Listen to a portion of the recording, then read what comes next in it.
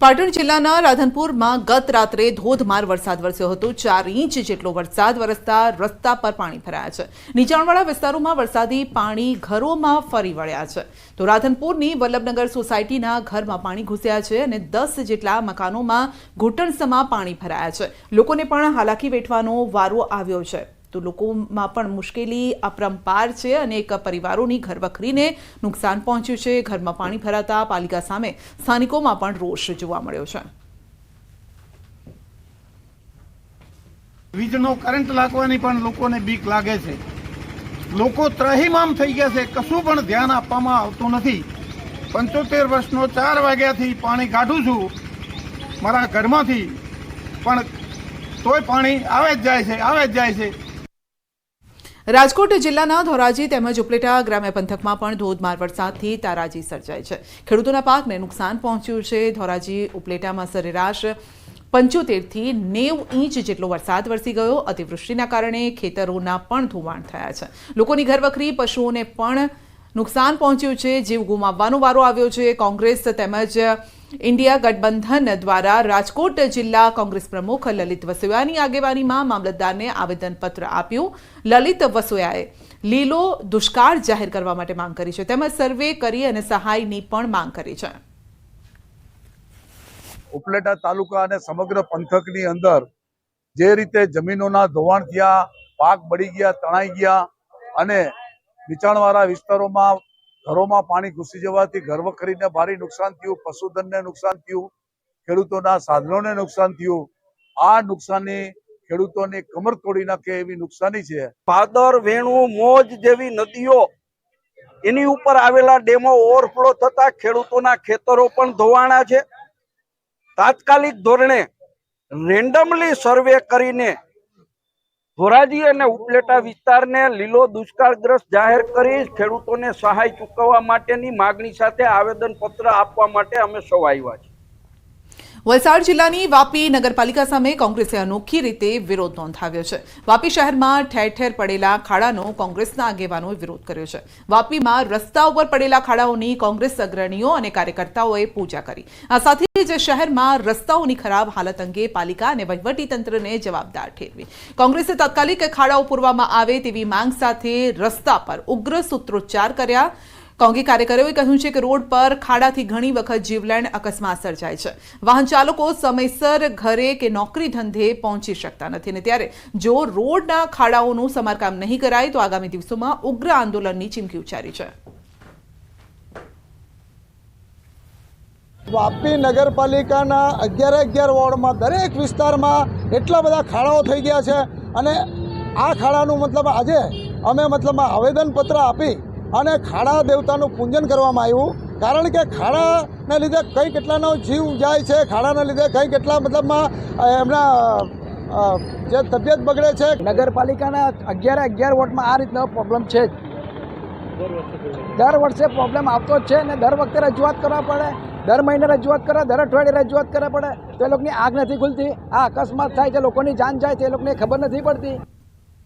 પાટણના હરિપુરા રામનગર વિસ્તારના રહીશોએ અનોખો વિરોધ નોંધાવ્યો છે। રસ્તા પર વરસાદી અને ભૂગર્ભ ગટરના પાણી ભરાતા લોકોને હાલાકી વેઠવાનો વારો આવ્યો।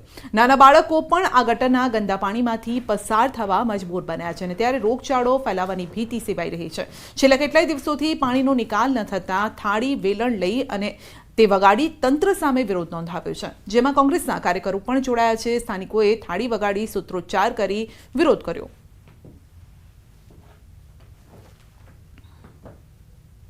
છોટાઉદેપુર જિલ્લાના અંતરિયાળ વિસ્તારના હાફેશ્વર ગામના લોકો રોડ રસ્તાની સમસ્યાથી પરેશાન બન્યા છે। નર્મદા નદીને કિનારે વસેલા હાફેશ્વર ગામના લોકો ડુંગર વિસ્તારમાંથી પસાર થતી નર્મદા નદીના કોતરને લઈ 2 ભાગમાં વહેંચાયા છે। ગામના 4 ફળિયાના 2000 લોકોને સામે કિનારે જવું હોય તો ભારે હાલાકીનો સામનો કરવો પડે છે। અહીં 3 કિલોમીટર કાચો રસ્તો છે અને જેમાં ફક્ત બાઇક જ ચાલી શકે છે। 4 વ્હીલની તો કલ્પના કરવી પણ મુશ્કેલ છે, જેને લઈને આ વિસ્તારના લોકો મુશ્કેલીમાં છે। કોઈ બીમાર કે પ્રસૂતાને સામે કિનારે આવેલ મુખ્ય માર્ગ સુધી પહોંચાડવા જોડીનો સહારો લેવો પડે છે। આ માર્ગ પરથી મધ્યપ્રદેશના લોકો પણ મહા મહેનતે અહીં આવે છે।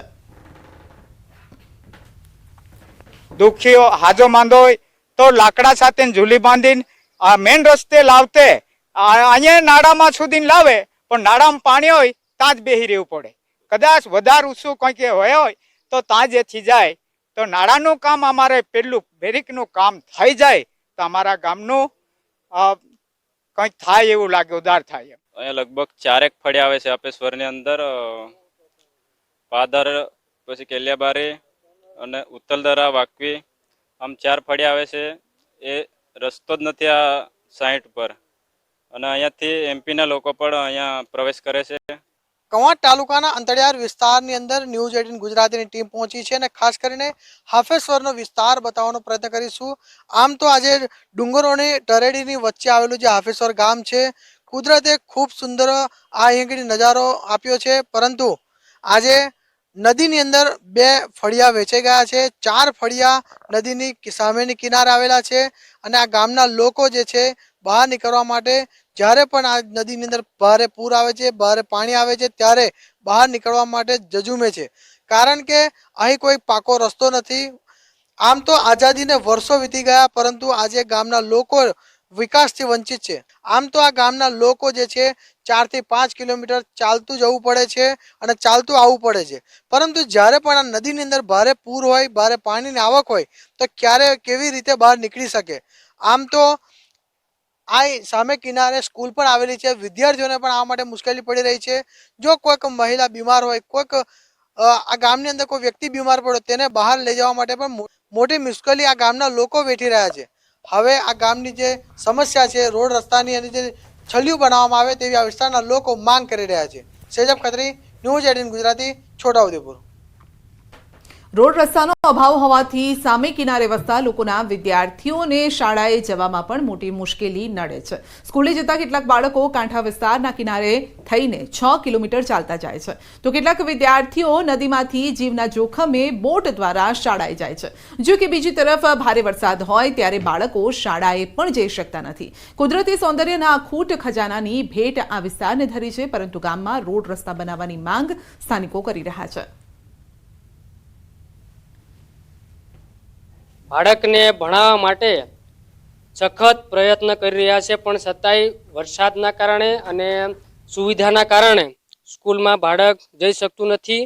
મેં 7મા ધોરણમાં ભણું છું અને અમે સ્કૂલે જઈએ છીએ. અમે દરરોજ નાવડીમાં બેસીને જઈએ છીએ.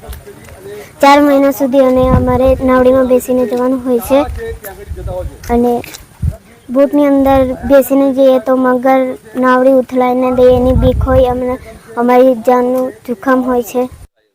મુશ્કેલીઓ તો ખૂબ જ, એટલે હવે શું કહીએ કે આ છે ને આખો થોડું મારે ખરેખર કહું કે ધક થાય છે, પણ અમારે અહીંથી બીજું 3 કિલોમીટર જવાનું છે.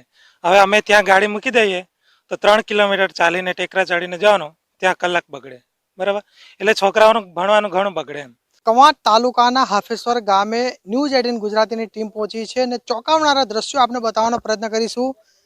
આજે પણ કેટલાક વિદ્યાર્થીઓને અભ્યાસ મેળવવો છે, પરંતુ કઈ રીતે? આપ જોઈ રહ્યા છો નદીની અંદર, એટલે નર્મદા નદી છે, તેના કિનારાના વસતા જે આદિવાસી વિદ્યાર્થીઓ છે તેઓને ભણવું છે, પરંતુ કોઈ સ્કૂલે પહોંચવાની વ્યવસ્થા નથી. આખરે બોટનો સહારો લઈ વિદ્યાર્થીઓ સ્કૂલ સુધી પહોંચે છે. આપ જોઈ શકો છો કે હાલ બોટની અંદર 3 વિદ્યાર્થીઓ જોવાઈ રહ્યા છે, જેના કારણે હાલ આ ગામના લોકો ફક્ત એક જ માંગ કરે છે કે આજે નદીની અંદર એવી સારી બોટ મૂકવામાં આવે, જો કોઈ આ વિદ્યાર્થીઓ સારી રીતે સ્કૂલ સુધી પહોંચે. આમ તો જીવના જોખમે જ આજુબાજુ વિસ્તારના, કાંઠાના વિસ્તારના આદિવાસીઓ આ રીતે સ્કૂલે પહોંચતા હોય છે. ખરેખર એની ચિંતા કરે તે ખૂબ જરૂરી છે. સેજબ ખત્રી, ન્યૂઝ 18 ગુજરાતી, છોટાઉદેપુર. મુંબઈમાં ગણેશ ચતુર્થીને લઈને ધૂમ છે, અને ત્યારે સિદ્ધિવિનાયક મંદિરે પણ બાપાના દર્શનમાં ભારે ભીડ જામે છે. સિદ્ધિવિનાયક મંદિરે બાપાના દર્શન કરવા માટે અભિનેતા રણવીર કપૂર અને દીપિકા પાદુકોણ પહોંચ્યા હતા. તો રણવીર સિંહ અને દીપિકા પાદુકોણ પહોંચ્યા હતા. બંનેએ સિદ્ધિવિનાયક મંદિરમાં બાપાના દર્શન કર્યા.